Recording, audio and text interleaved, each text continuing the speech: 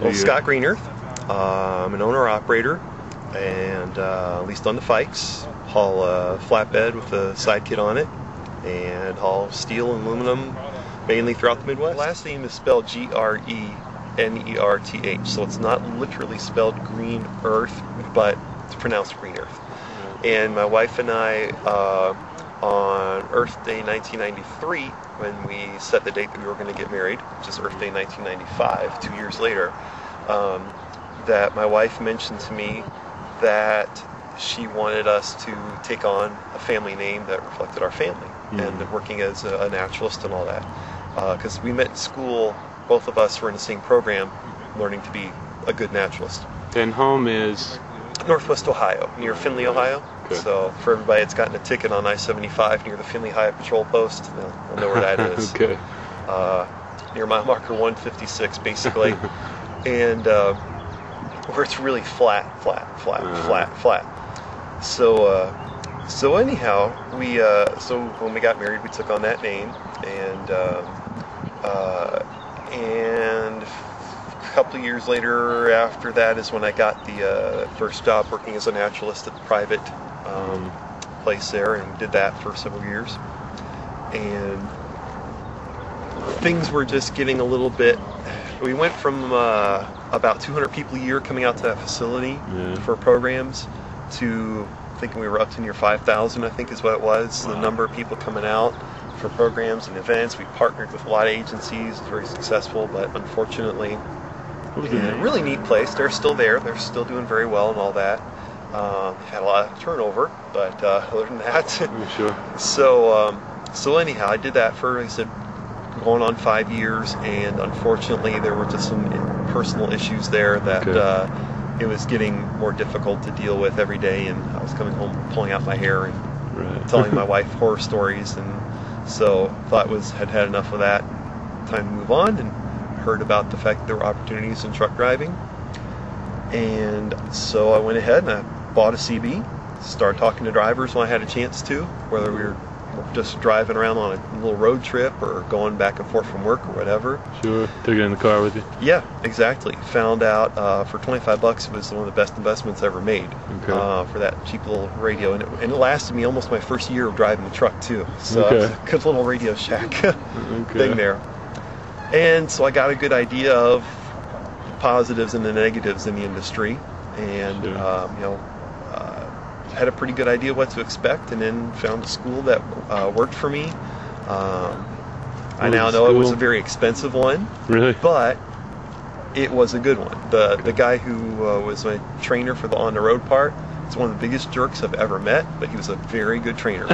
He absolutely hammered home things that were the most crucial things and did it over and over and over and over. So that was the manager for Garner Transportation, which is based right there in Findlay.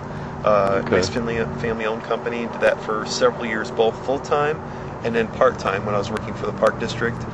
And even part-time after that for a while. Had a very good relationship there, but it just wasn't where I wanted to be permanently in the long run.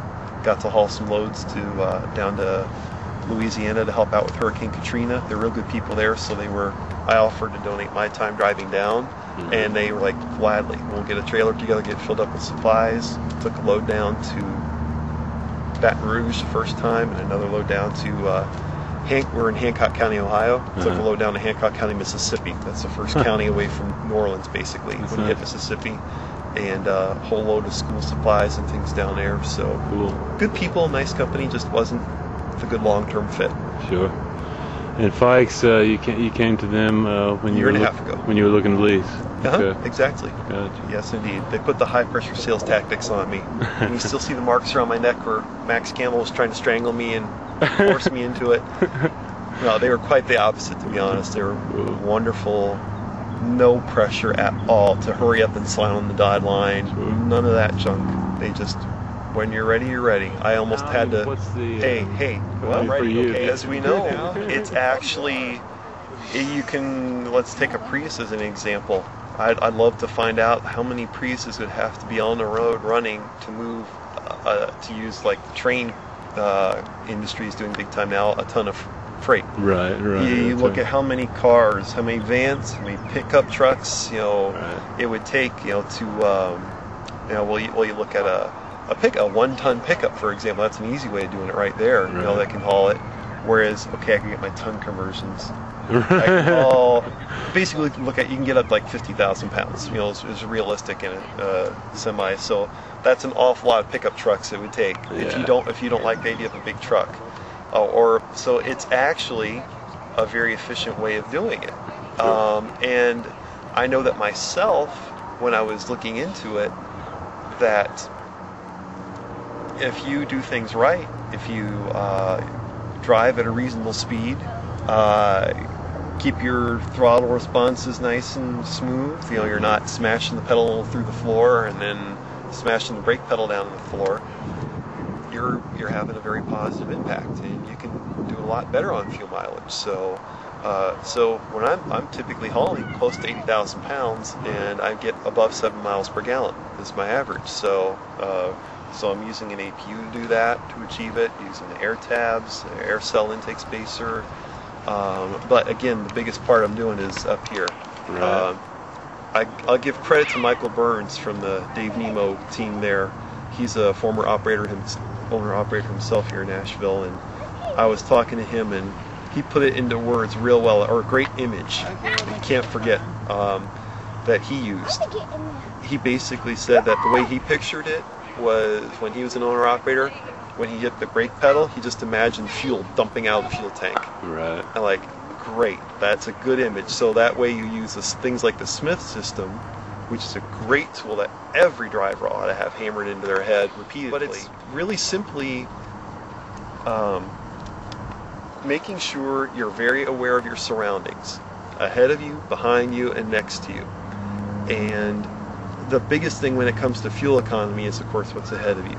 If you see that there's, take advantage of how high you ride in that cab, and look ahead and make sure you see coming up. On a day like today, if you're coming down a hill, you can see 1.5 miles, 2 miles ahead of you that there's a big sign flashing that way, and that means right lane ends. Yeah.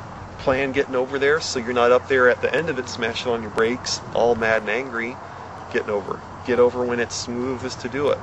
If you see a light up ahead that's been green for a long time and you're on a 2-lane highway, ground level, it's a pretty good chance that light's going to change soon, especially if there's a car parked there. So use every clue you can to know what's coming ahead and be able to adjust smoothly and as efficiently as possible. So that's a good way of looking at the Smith system and the whole efficiency and what I wanted to bring to the industry, doing things that are as environmentally friendly as possible. So. Sure.